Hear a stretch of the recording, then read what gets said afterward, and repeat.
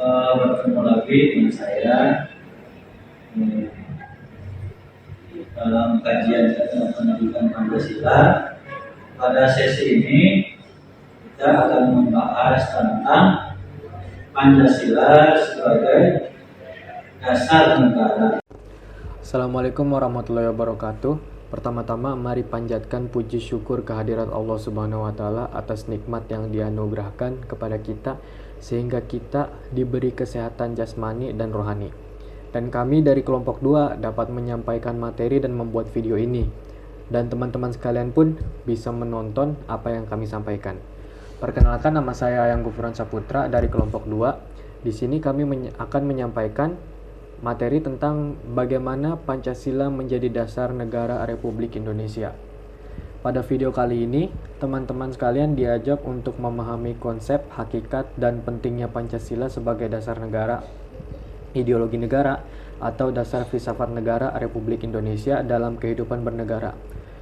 Hal tersebut penting mengingat peraturan perundang-undangan yang mengatur organisasi negara, mekanisme penyelenggaraan negara, hubungan warga negara dengan negara yang semua itu harus sesuai dengan nilai-nilai Pancasila.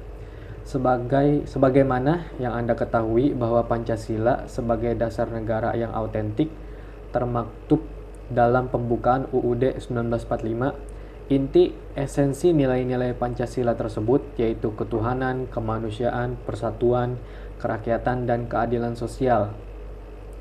Bangsa Indonesia semestinya telah dapat mewujudkan keadilan sosial bagi seluruh rakyat Indonesia sebagaimana yang dicita-citakan, tetapi dalam kenyataannya belum sesuai dengan harapan.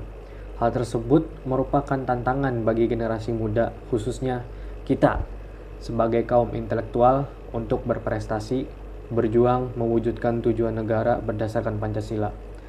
Agar partisipasi Anda atau kita di masa yang akan datang dapat efektif, maka perlu perluasan dan pendalaman wawasan akademik mengenai dasar negara melalui mata kuliah pendidikan Pancasila. Poin pertama pada materi kali ini adalah 1. Menelusuri konsep negara. Unsur-unsur yang menjadi syarat mutlak bagi adanya negara yaitu 1. Adanya unsur tempat atau daerah, wilayah atau teritori. 2. Adanya unsur manusia, umat, rakyat atau masyarakat. 3. Adanya unsur organisasi, tata kerjasama atau tata pemerintahan. Ada beberapa definisi negara yang disampaikan oleh para ahli yang dapat disimpulkan, negara adalah entitas politik yang memiliki wilayah tertentu, pemerintahan tersendiri, dan warga yang tunduk pada hukum yang berlaku di dalamnya. Poin kedua yaitu menelusuri konsep tujuan negara. Amuba atau binatang bersel satupun hidupnya memiliki tujuan. Apalagi manusia pasti memiliki tujuan hidup. Demikian pula suatu bangsa mendirikan negara. Pasti ada tujuan untuk apa negara itu didirikan. Secara teoretik ada beberapa tujuan negara. Di antaranya 1. Kekuatan dan kekuasaan. Ya, benar. Negara butuh kekuatan dan kekuasaan. Kalau tidak, negara tersebut akan direbut wilayah kekuasaannya oleh negara lain yang biasa kita sebut penjajahan. 2. Kepastian hidup atau keamanan. Tentu, setiap manusia pasti ingin hidup aman dan nyaman. Maka dari itu, kepastian hidup dan keamanan menjadi salah satu tujuan negara. 3. Kemerdekaan. Tujuan ketiga ini ada hubungannya dengan tujuan pertama yang berisi kekuatan dan kekuasaan. Tentunya negara tidak ingin dijajah oleh negara lain, maka dari itu kemerdekaan menjadi salah satu tujuan negara, dan untuk mewujudkan kemerdekaan tersebut dibutuhkan kekuatan dan kekuasaan. 4. Keadilan. Jika di suatu negara tidak ada keadilan, pasti akan terjadi demo, konflik internal, dan kericuhan di mana-mana. Maka dari itu keadilan menjadi salah satu tujuan negara. 5. Kesejahteraan dan kebahagiaan. Tidak bisa dibantah, setiap manusia pasti ingin hidupnya sejahtera dan bahagia. Tujuan yang ingin dicapai oleh setiap orang mungkin sama, yaitu kesejahteraan dan kebahagiaan. Tetapi cara yang ditempuh untuk mencapai tujuan tersebut berbeda-beda, bahkan terkadang saling bertentangan. Jalan yang ditempuh untuk mewujudkan tujuan tersebut, kalau disederhanakan, dapat digolongkan ke dua aliran, yaitu satu, aliran liberal individualisme, dan dua, aliran kolektivitas atau sosialis. Yang pertama, aliran liberal individualitas ini berpendapat bahwa kesejahteraan dan kebahagiaan harus dicapai dengan politik dan sistem ekonomi liberal melalui persaingan bebas. Yang kedua, aliran kolektivis atau sosialis ini berpandangan bahwa kesejahteraan dan kebahagiaan manusia hanya dapat diwujudkan melalui politik dan sistem ekonomi terpimpin atau totaliter. Pada umumnya, tujuan satu negara termaktub dalam Undang-Undang Dasar atau konstitusi negara tersebut. Nah, untuk tujuan negara Republik Indonesia, apabila disederhanakan dapat dibagi dua, yaitu mewujudkan kesejahteraan umum dan menjamin keamanan seluruh bangsa dan seluruh wilayah negara. Oleh karena itu, pendekatan dalam mewujudkan tujuan negara tersebut dapat dilakukan dengan dua pendekatan, yaitu satu, pendekatan kesejahteraan atau prosperity approach, dua, pendekatan keamanan atau security approach. Demikian yang bisa saya sampaikan di materi ini. Terima kasih. Ya, sekian materi pembawaan saya. Mungkin dari teman-teman ada yang mau bertanya? Oke, dari saya mau bertanya tentang materi 1. Apa yang terjadi jika suatu negara tidak ada dasar negara? Oke, jika suatu negara tidak memiliki dasar negara, maka negara tersebut tidak memiliki prinsip-prinsip dasar yang menjadi landasan modal dan hukum. Maka akan timbul sejumlah masalah-masalah seperti ketidakpastian hukum, krisis identitas, ketidakmampuan menanggapi tantangan global, ketidakmampuan menyusun rencana pembangunan jangka panjang, dan lain-lain. Dengan kesimpulan, negara tersebut tidak memiliki tujuan dan dasar, akan berantakan pastinya. Mungkin sekian jawaban dari saya. Oke, terima kasih jawabannya. Assalamualaikum warahmatullahi wabarakatuh. Perkenalkan, saya Bayu Dimas Pratama dari kelompok 2. Di sini saya akan menjelaskan tentang materi yang kedua, yaitu adalah menelusuri konsep agensi dasar negara. Untuk pertama, bahwa setiap negara itu pasti memiliki dasar negara ya. Dan untuk selanjutnya, etimologis. Jadi secara etimologis itu, istilah dasar negara itu bisa dibilang norma dasar, cita hukum atau cita negara. Dan satu lagi, dasar filsafat negara. Untuk secara termologis atau secara istilah ya, dasar negara dapat diartikan sebagai landasan dan sumber dalam membentuk dan menyelenggarakan negara. Di sini juga saya akan menjelaskan 7 peraturan dalam undang-undang di Indonesia atau hierarki peraturan undang-undang, yaitu pertama Undang-Undang Dasar Negara Republik Indonesia tahun 1945. Yang kedua, ketetapan Majelis Pemusyawaratan Rakyat. Yang ketiga, undang-undang atau peraturan pemerintah pengganti undang-undang. Terus untuk yang keempat, peraturan pemerintah setempat, peraturan presiden, peraturan daerah provinsi, dan yang terakhir peraturan daerah kabupaten atau ibu kota ya, atau bisa dibilang kota ya. Terus di sini banyak yang bertanya alasan diperlukan kajian Pancasila sebagai dasar negara. Saya kasih perumpamaan aja ya.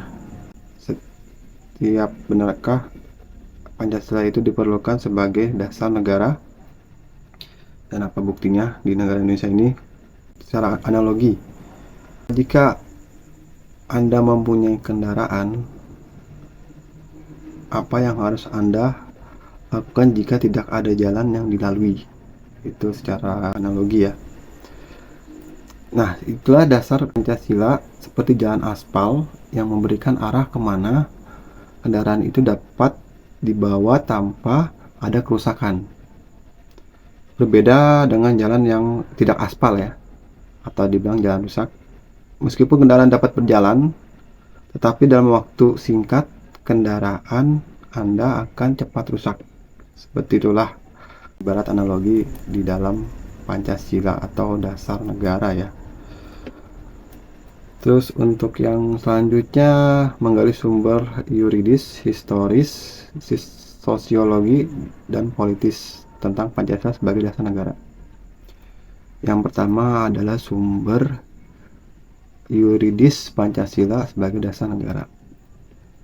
Secara yuridis ketatanegaraan, Pancasila merupakan dasar negara Republik Indonesia sebagaimana terdapat pada Undang-Undang Dasar Negara Republik Indonesia 1945 yang kelahirannya ditempa dalam proses kebangsaan Indonesia. Dan yang kedua itu sumber historis Pancasila sebagai dasar negara. Dalam pidato 1 Juni 1945, Soekarno menyebut dasar negara dengan menggunakan bahasa Belanda yang dibilang filosofi grondslag bagi Indonesia merdeka. Apa itu filosofi grondslag? Itu adalah fondamen atau filsafat pikiran yang sedalam-dalamnya. Terus yang ketiga sumber sosiologi Pancasila dasar negara.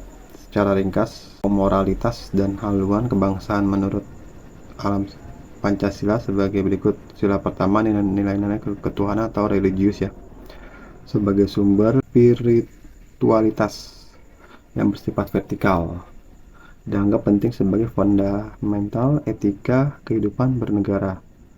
Kedua, nilai kemanusiaan universal yang bersumber dari hukum Tuhan, hukum alam, dan sifat-sifat sosial. Ketiga, nilai-nilai etis kemanusiaan harus mengakar kuat dalam lingkungan pergaulan kebangsaan yang lebih dekat sebelum menjangkau pergaulan dunia yang lebih jauh.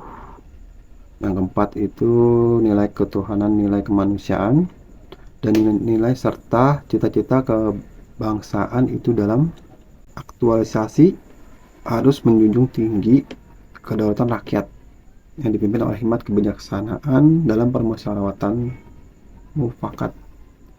Yang kelima nilai ketuhanan, nilai kemanusiaan, nilai dan cita kebangsaan serta demokrasi permusyawaratan itu memperoleh arti sejauh dalam mewujudkan keadilan sosial. Dan untuk yang terakhir adalah sumber politis Pancasila sebagai dasar negara. Pasal 1 ayat 2 Undang-Undang Dasar 1945 terkandung makna bahwa Pancasila menjalma menjadi atas dalam sistem demokrasi konstitusional. Konsekuensinya Pancasila menjadi landasan etik dalam kehidupan politik bangsa Indonesia. Itulah penjelasan dari saya ada materi yang kedua. Terima kasih. Assalamualaikum warahmatullahi wabarakatuh. Sekian penjelasan dari materi saya tentang materi kedua. Mungkin dari teman-teman ada yang ingin bertanya? Ingin bertanya. Boleh, silakan. Pertanyaannya termanifestasikan dalam undang-undang nomor berapa dan tahun berapa norma hukum? Oke. Untuk nomor undang-undangnya Undang-Undang Nomor 21 tahun 2011 tentang pembentukan peraturan perundang-undangan adalah asas pembentukan peraturan perundang-undangan jenis hierarki dan materi muatan peraturan undang-undang. Sekian. Oke, baik. Assalamualaikum warahmatullahi wabarakatuh. Perkenalkan, nama saya Deza Putra Bangun. Di sini saya akan membahas materi ketiga, yaitu sumber politis Pancasila sebagai dasar negara. Pancasila bukan hanya sebagai ideologi negara, tetapi juga memiliki dimensi politis yang signifikan. Hal ini terlihat dari ketentuan dalam pasal 1 ayat 2 dan pasal 36 AJO. Pasal 1 ayat 2 Undang-Undang Dasar 1945 yang menegaskan bahwa Pancasila menjadi asas dan sistem demokrasi konstitusional di Indonesia. Konsekuensinya, Pancasila menjadi landasan etik dalam kehidupan politik bangsa. D. Membangun argumen tentang dinamika dan tantangan Pancasila sebagai dasar negara. 1. Argumen tentang dinamika Pancasila. Pancasila sebagai dasar negara mengalami perkembangan melalui proses yang panjang. Awalnya, adat istiadat dan agama menjadi kekuatan utama yang membentuk pandangan hidup masyarakat. Namun, perubahan signifikan terjadi ketika Soekarno menggali kembali nilai-nilai leluhur budaya Indonesia. Pada 1 Juni 1945, Pancasila diumumkan sebagai dasar negara dan resmi diakui pada 18 Agustus 1945. Dengan dimasukkannya sila-sila Pancasila dalam pembukaan Undang-Undang Dasar Negara Republik Indonesia 1945. 2. Argumen tentang tantangan terhadap Pancasila. Dalam era globalisasi saat ini, Pancasila sebagai kebanggaan bangsa Indonesia dihadapkan pada tantangan yang dapat merusak nilai moral dan mentalnya. Ketahanan dan mental ideologi bangsa perlu dijaga agar tidak tergerus. Pancasila harus menjadi benteng dan moral dalam menghadapi tantangan dalam berbagai aspek kehidupan bernegara, seperti sosial politik, ekonomi, budaya, dan agama. E. Mendeskripsikan esensi dan urgensi Pancasila sebagai dasar negara. A. Esensi Pancasila sebagai dasar negara. Pancasila secara legal formal telah menjadi dasar dan ideologi negara Indonesia sejak 18 Agustus 1945. Penerimaan Pancasila sebagai dasar negara merupakan kepemilikan bersama memudahkan semua stakeholder bangsa dalam membangun negara berdasarkan prinsip-prinsip konstitusional. B. Urgensi Pancasila sebagai dasar negara. Soekarno menggambarkan urgensi Pancasila sebagai dasar negara merinci beberapa poin. 1. Weltanschauung Pancasila. Pancasila adalah sebuah weltanschauung atau pandangan dunia dan dasar falsafah. Merupakan alat pemersatu bangsa dalam perjuangan melawan penyakit-penyakit seperti imperialisme. Pancasila mempersatukan bangsa Indonesia dengan berbagai corak perjuangan karakteristiknya sendiri. Pancasila sebagai identitas bangsa. Pancasila menjadi identitas kebangsaan yang membedakan Indonesia dari bangsa lain. Perbedaan institusional, negara Indonesia dibangun berdasarkan nilai-nilai Pancasila menjadi negara modern yang mencapai tujuan nasional, yakni masyarakat yang adil dan makmur. Human Resource and Good Governance. Pendekatan Human Resource mencakup peran aparatur negara yang melaksanakan nilai-nilai Pancasila secara murni dan konsekuen dalam kebijakan negara. Kebijakan harus memperhatikan prinsip-prinsip good governance termasuk transparansi, akuntabilitas, dan keadilan untuk menghindari praktik KKN. Etika bisnis dan organisasi kemasyarakatan. Pancasila dijadikan sumber nilai-nilai etika bisnis untuk menghindari liberalisme yang merugikan. Dalam organisasi kemasyarakatan dan bidang politik, nilai-nilai Pancasila menjadi kaidah penuntun untuk menciptakan kehidupan bermasyarakat, berbangsa, dan bernegara yang harmonis. Terima kasih. Wassalamualaikum warahmatullahi wabarakatuh. Oke, sekian materi yang saya sampaikan. Apakah ada pertanyaan? Saya ingin bertanya, bagaimana perkembangan Pancasila sebagai dasar negara dan apa yang mempengaruhi perubahan signifikan dalam pandangan hidup masyarakat Indonesia? Oke. Perkembangan Pancasila sebagai dasar negara di Indonesia mencakup evaluasi nilai-nilai dan prinsipnya sering waktu. Faktor yang mempengaruhi perubahan signifikan dalam pandangan hidup masyarakat di Indonesia termasuk dinamika politik, sosial ekonomi, dan serta perkembangan global yang memicu adaptasi dan representasi nilai-nilai Pancasila sesuai konteks zaman. Oke, sekian. Assalamualaikum warahmatullahi wabarakatuh. Nama saya Dika Setia Putra. Saya ingin menjelaskan materi tentang hubungan Pancasila dengan proklamasi kemerdekaan RI. Pada hakikatnya, proklamasi 13 Agustus 1945 bukanlah merupakan tujuan semata-mata, melainkan merupakan suatu sarana isi dan arti yang pada pokoknya memuat dua hal sebagai berikut. Pernyataan kemerdekaan bangsa Indonesia baik pada dirinya sendiri maupun terhadap dunia luar. Tindakan yang segera harus diselenggarakan berhubung dengan pernyataan kemerdekaan itu. Setelah proklamasi dibacakan pada 17 Agustus 1945, kemudian keesokan harinya, yaitu 18 Agustus 1945, disusun suatu naskah Undang-Undang Dasar dalam pembukaan Undang-Undang UUD 1945. Tepatnya pada alinea ketiga terdapat pernyataan kemerdekaan yang dinyatakan oleh Indonesia. maka dapat ditentukan letak dan sifat hubungan antara proklamasi kemerdekaan 17 Agustus 1945 dengan pembukaan UUD 1945 sebagai berikut. A. Disebutkan kembali pernyataan kemerdekaan dalam bagian ketiga pembukaan menunjukkan bahwa antara proklamasi dan pembukaan merupakan suatu rangkaian yang tidak dapat dipisah-pisahkan. B. Ditetapkannya pembukaan pada 18 Agustus 1945 bersama-sama ditetapkannya Undang UUD. Presiden dan Wakil Presiden merupakan realisasi bagian kedua proklamasi. C. Pembukaan hakikatnya merupakan pernyataan kemerdekaan yang lebih rinci dari adanya cita-cita luhur yang menjadi semangat pendorong ditegakkannya kemerdekaan dalam bentuk negara Indonesia merdeka, berdaulat, bersatu, adil, dan makmur dengan berdasarkan asas kerohanian Pancasila. D. Dengan demikian, sifat hubungan antara pembukaan dan proklamasi, yaitu memberikan penjelasan terhadap dilaksanakannya proklamasi pada 17 Agustus 1945, memberikan penegasan terhadap dilaksanakannya proklamasi 17 Agustus 1945, dan memberikan pertanggungjawaban terhadap dilaksanakannya proklamasi 17 Agustus 1945. Yang ketiga, hubungan Pancasila dengan pembukaan UUD 1945. Nota Nogoro 1982-2426 menegaskan bahwa Undang-Undang Dasar tidak merupakan peraturan hukum yang tertinggi. Di atasnya masih ada dasar-dasar pokok bagi Undang-Undang Dasar yang dinamakan pokok kaidah negara yang fundamental. 4. Penjabaran Pancasila dalam pasal-pasal UUD NRI 1945. Pola pemikiran dalam pokok-pokok pikiran penjelasan UUD 1945 tersebut merupakan penjelmaan dari pembukaan UUD 1945. Pancasila merupakan asas kerohanian dari pembukaan UUD 1945 sebagai status fundamental norm. Apabila disederhanakan, maka pola pemikiran tersebut dapat diuraikan sebagai berikut. 1. Pancasila merupakan asas kerohanian dari pembukaan UUD 1945 sebagai status fundamental norm. Yang kedua, pembukaan UUD 1945 dikristalisasikan dalam wujud pokok-pokok pikiran yang terkandung dalam pembukaan Undang-Undang Dasar. Yang ketiga, pokok-pokok pikiran yang terkandung dalam pembukaan UUD 1945 terjelma dalam pasal-pasal UUD 1945. Sekian dari materi saya, materi nomor 4. Ada yang ingin bertanya? Saya ingin bertanya, apa hubungan Pancasila dengan pembukaan UUD 1945?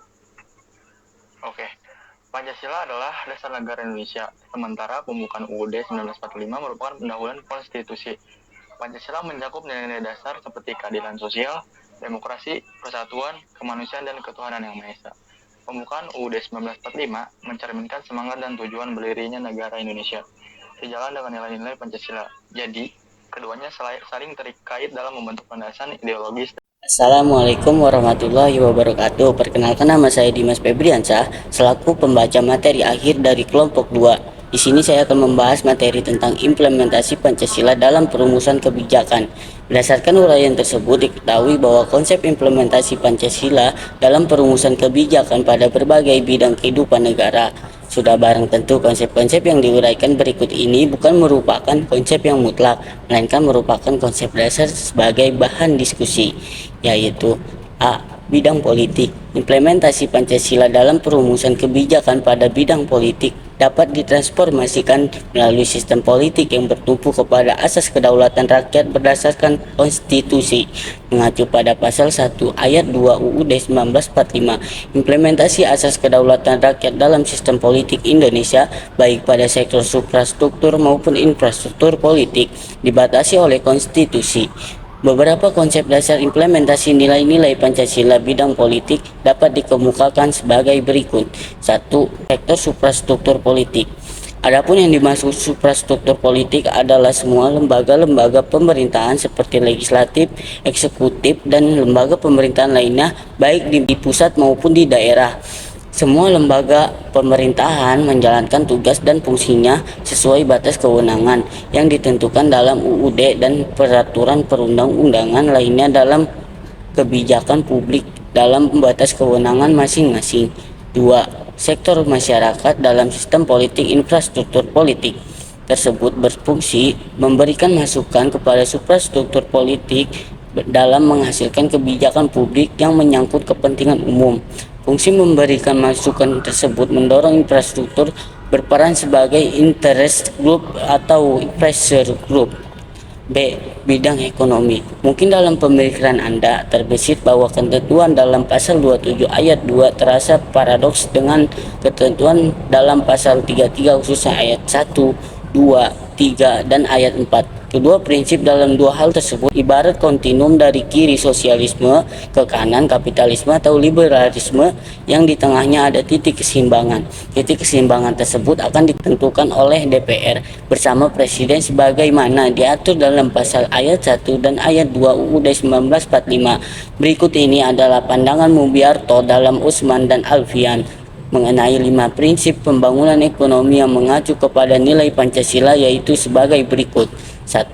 Ketuhanan yang Maha Esa, artinya roda perekonomian digerakkan oleh rangsangan-rangsangan ekonomi, sosial, dan moral.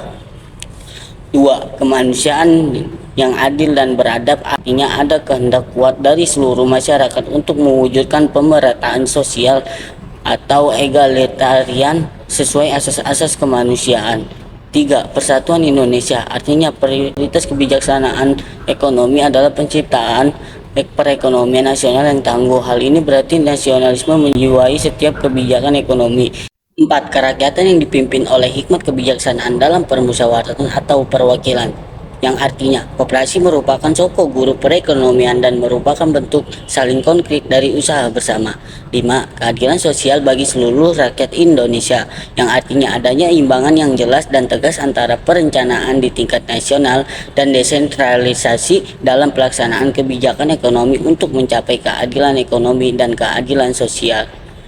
C. Bidang sosial budaya. Di sisi lain, menurut pasal 32 ayat 1 UUD 1945 dinyatakan bahwa negara memajukan kebudayaan nasional Indonesia di tengah peradaban dunia dengan menjamin kebebasan masyarakat dalam memelihara dan mengembangkan nilai-nilai budayanya. Sejalan dengan hal itu, menurut pasal 32 ayat 3 UUD 1945 ditentukan bahwa negara menghormati dan memelihara bahasa daerah sebagai kekayaan budaya nasional. D. Bidang Hankam. Hal ini merupakan pahlawan tidak hanya dapat lahir melalui perjuangan fisik dalam peperangan membela kehormatan bangsa dan negara, tetapi juga pahlawan dapat lahir dari segala kegiatan profesional warga negara. Misalnya dalam bidang pendidikan dapat dilahirkan pahlawan pendidikan. Dalam bidang olahraga dikenal istilah pahlawan olahraga. Demikian pula dalam bidang ekonomi, teknologi, kedokteran, pertanian, dan lain-lain dapat lahir pahlawan-pahlawan nasional. Adapun yang dimaksud dengan perkembangan bidang keamanan adalah daya upaya bangsa dalam membangun dan menggunakan kekuatan nasional untuk mengatasi ancaman dari dalam negeri serta ancaman terhadap keamanan dan ketertiban masyarakat serta penegakan hukum. Sekian yang telah sampaikan. Dari materi tersebut, apakah yang ingin ditanyakan?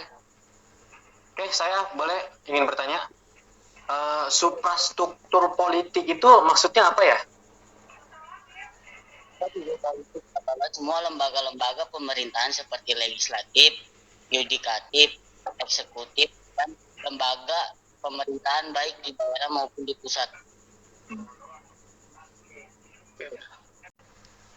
Sekian dari kami kelompok 2. Mohon maaf jika ada salah-salah kata. Semoga materi yang disampaikan dapat bermanfaat. Wabillahi taufiq wal hidayah. Wassalamualaikum warahmatullahi wabarakatuh. Warahmatullahi wabarakatuh.